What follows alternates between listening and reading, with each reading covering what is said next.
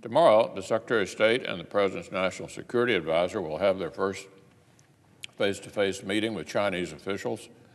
I'm glad our officials met with regional allies like Japan and South Korea right beforehand and have been in touch with Australia and European allies as well. It's essential that we and our friends present a united front.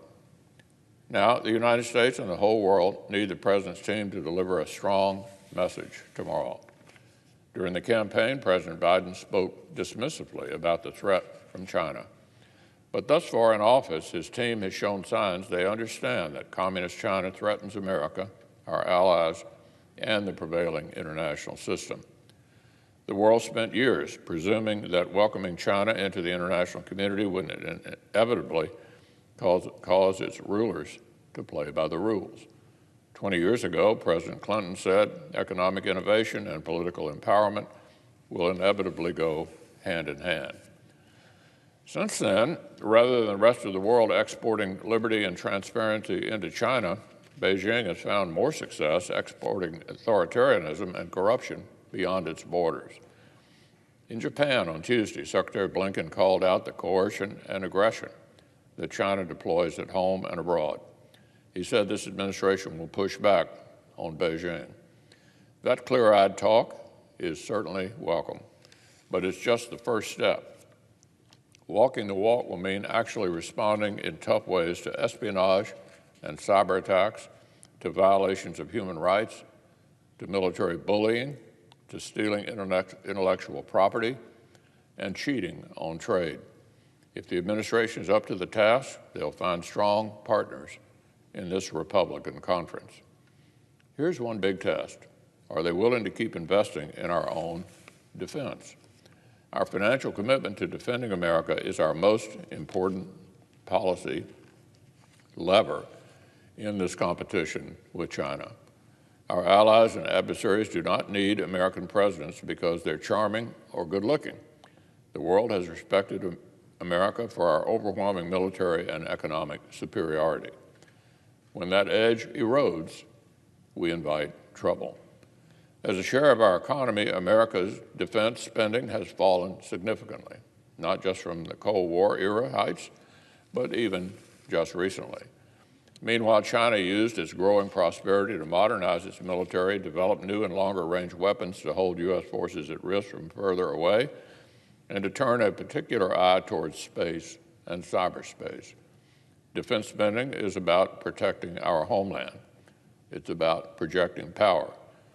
It's about preserving global influence, supporting our allies. It's really a barometer of our national will. It's also about innovation and the future. Many life-changing innovations throughout our economy were first rooted in military R&D.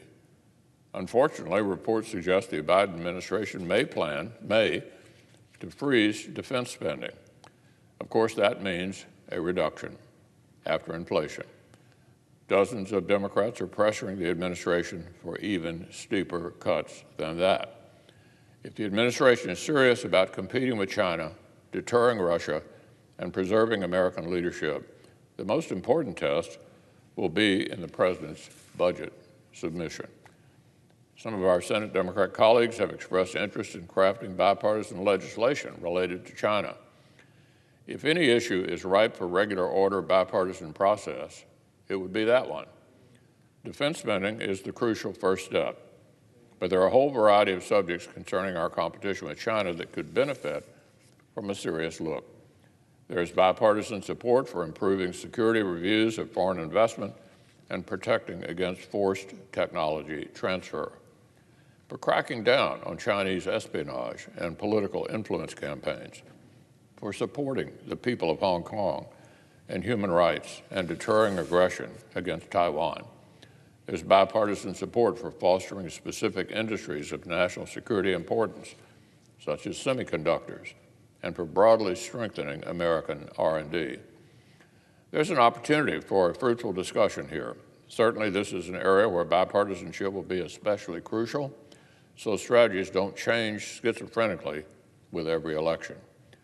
As one of our Democrat colleagues said in a hearing yesterday, the U.S. will not outcompete China with short-term legislation and never-ending uncertainty. That's another great argument for not trashing the legislative filibuster. Imagine if every action the Senate takes with national security implications were constantly subject to being wiped clean. While China plans years and decades at a time, our federal legislation would reduce to a shelf life of a couple of years. These issues need to be addressed thoughtfully and deliberately. Identifying critical technologies and the best ways to promote and protect advancements need to be a smart, fact-based process, not a political guessing game or throwing cash at industries with the right connections. Our work on this front should strengthen our ties with our allies and partners, not try in vain to simply go it alone. And the Democratic majority must resist the temptation to pile a long list of unrelated policy wishes into a big package and try to label it China policy. It would be quite a remarkable coincidence if our Democratic colleagues' vision for a so-called China bill ends up being indistinguishable from a list of things that just happen to delight liberal interest groups.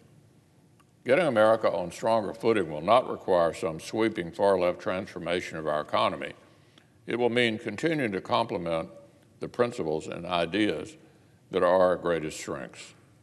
And it will mean working on these issues the right way across the aisle.